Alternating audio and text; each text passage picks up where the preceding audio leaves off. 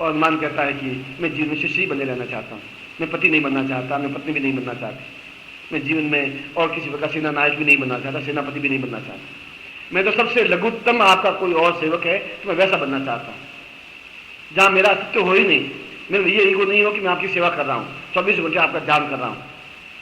ये मुझ में अहंकार नहीं आना चाहिए, ये अहंकार भी नहीं आना चाहिए कि मैंने आपसे युद्ध किया है, मैंने सीता की खोज खबर के लेके आया हूँ, मैंने रावण को पराजित करने में दिया है, मैंने ही रावण से आपको छुड़ा करके लाया हूँ, मैं सीता की सुधि लाया हूँ, मैंने युद्ध किया है, मैं देवताओं से जूझा हूँ, मैं लक्ष्मण से मूर्छित हो गए तो ऋषिमुख पर्वत को उठा के लाया हूँ। ये अहंकार मेरे मन में आया नहीं, क्योंकि ये मैंने काम किया नहीं, मैंने सारे काम इसलिए किए कि मैं आपके चरणों में समर्पित हो सकूँ और सही अर्थों में शिष्य बन सकूँ। और जहाँ शिष्य शब्द है वहाँ केवल संसार में एक ही शब्द आता है, हनुमान शब्द। जहाँ सेवक शब्द आएगा वो हनुमान शब्द आएगा, क्योंकि संसार में सबसे कठिन कार्य, अगर संसार में सब कुछ है तो सेवा करना है। सबसे कठिन काम है ये सेवा करना, इससे कठिन काम कुछ है नहीं। पर्वत को पहाड़ करना, हिमालय को पार करना भी आसान है, सेवा करना बहुत ज्यादा कठिन है, क्योंकि सेवा करने का मतलब है कहा और किया, उसको सेवा कहते हैं। और हनुमान सेवा की एक प्रतिमूर्ति है, हनुमान सही अर्थों में शिष्य हैं, और शिष्यों के अपने आप में एक अग्रणी देवता है, उनका एक बिंब है। शिष्य कैसा होना चाहिए ये हनुमान को देख करके सीखा जा सकता है। उस श्लोक के अंतिम पंक्ति में हनुमान ने यही कहा है कि यह मेरे जीवन का सौभाग्य है कि मुझे गुरु मिले, श्रेष्ठतम गुरु मिले, राम के जैसे गुरु मिले। राम अच्छे हैं कि बुरे हैं, कि सीता की खोज में रो रहे हैं और एक एक पत्ते को, एक एक पौधे को जाके पूछ रहे हैं कि हे वटवृक्ष, हे मधुकर श्रेणी, कहाँ गई सीता मदनयनी।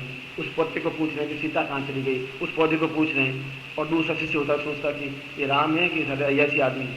उस पेड़ों को पूछ रहे हैं मैं सीता कहाँ चली गई, इनको खुद को ही मालूम नहीं सीता कहाँ चली गई।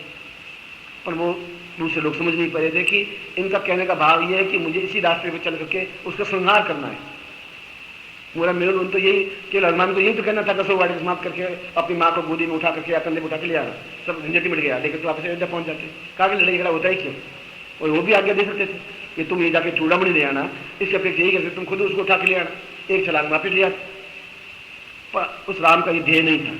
हनुमान और दूसरे शिष्य को समझ भी नहीं पाए थे, जहाँ मन में बैठे बैठे सोच रहे थे कि हनुमान ऐसा क्यों नहीं कह सकते राम कि उस माँ को लाने, लड़ाई झगड़ा तो इसी तो बात का है, उठा के ले आए। पर न जामन समझ रहे थे, न नरदीप समझ रहे थे, न सुग्रीव समझ रहे थे। राम समझ रहे थे कि मेरा लक्ष्य क्या है, मेरा लक्ष्य है रावण का वध करना, समाप्त करना।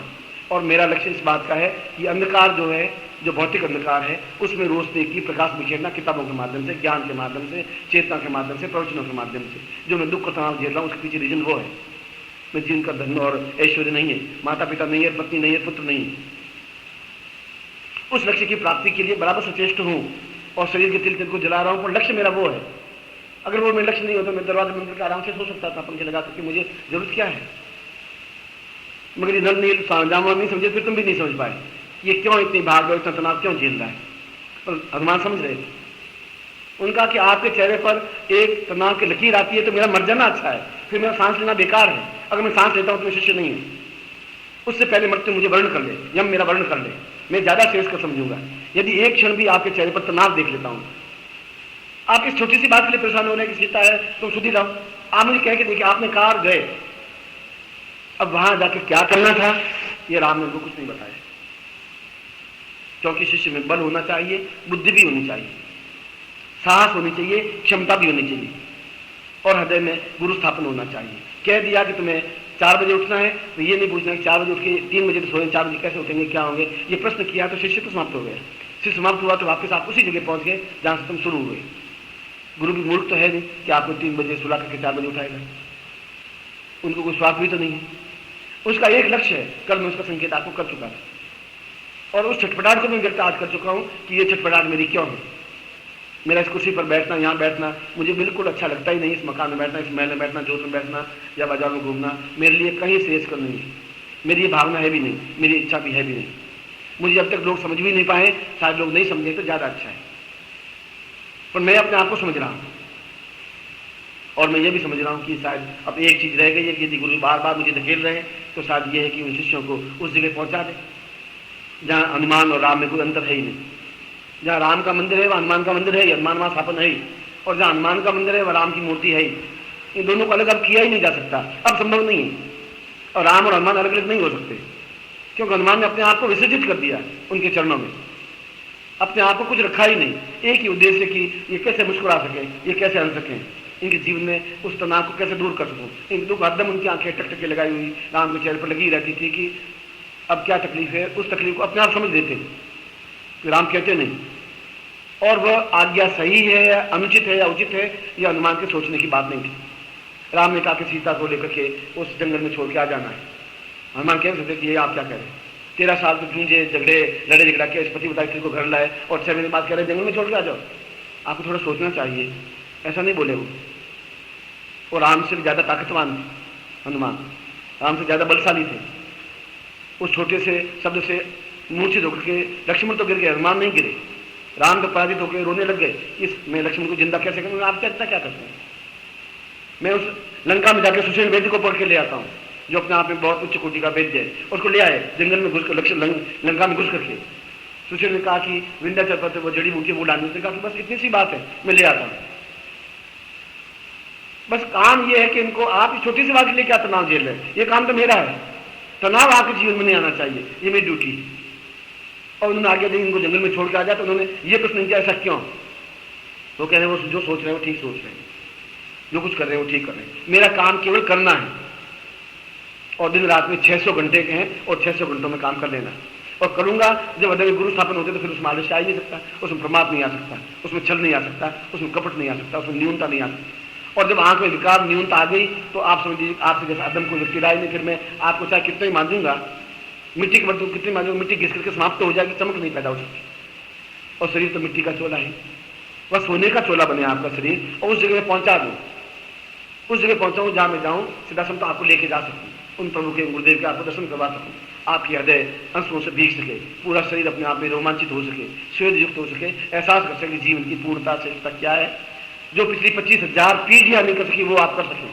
वह है तो मेरा जन्म लेना अवतार लेना सही है, और नहीं तो मेरा जीवन अपने आप में बेकार चला जाएगा, मैं स्वयं अपने आप में ग्लानि अनुभव होता हूँ।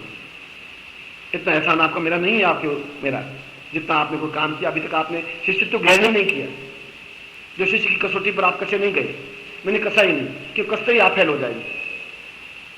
मैं जिस दिन भी आपको शिष्य का कसौटी पर कसूंगा आप पहली बार में फेल हो जाएंगे, क्योंकि मैं उन कसौटी पर कसा हुआ चला हूं, मैं शिष्य बना, मैंने शिष्यता अनुभव की है।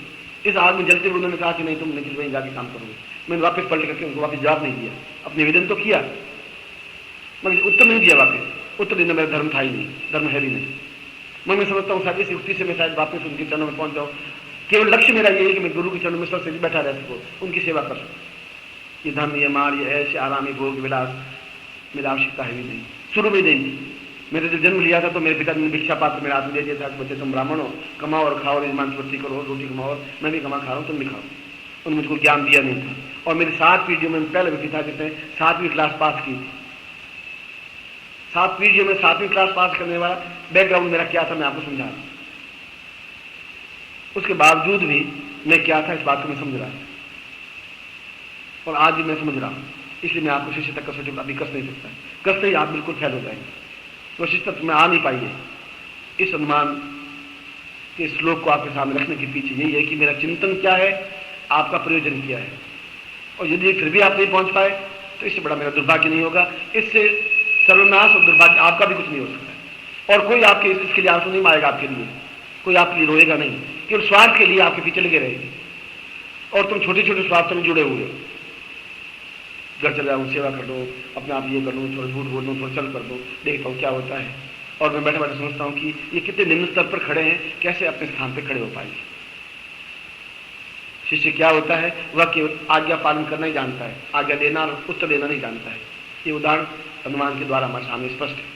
चाहे हम पुरुष हैं चाहे हम स्त्री हैं, ये तो हमारे भेद है मन के। आध्यात्मिक भेद से न तो कोई पुरुष है न कोई स्त्री है, वह तो अपने आप में एक आत्मा है। और मेरी आत्मा आपके साथ जुड़ी हुई है, और आपके हृदय में मैं पूर्ण रूप से स्थापित हो सकूं। जब स्थापित हो सकूं तो सारे विकार अपने आप समाप्त हो जाएंगे। सारा छल, सारा झूठ, सारा कपट, सारा विचार, सारा अनैतिकता, वो सब अपने आप में समाप्त हो जाएगी।